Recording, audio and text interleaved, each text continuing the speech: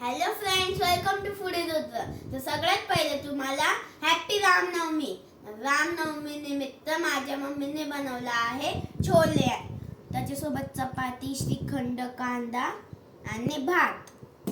आम्ही पुरी नाही बनवली कारण आम्हाला ऑइल नव्हतं खायचं. तर चला खायला टेस्ट करूया.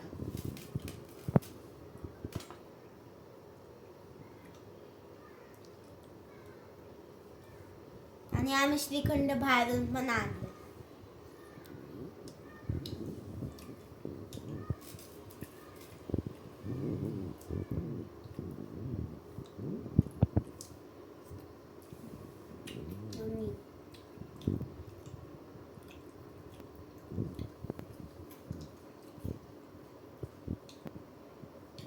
खूप टेस्टी बनले.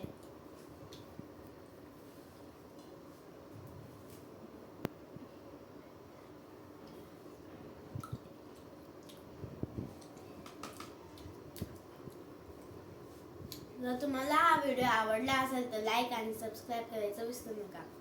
भेटूया नेक्स्ट व्हिडिओ मध्ये. तोपर्यंत बाय.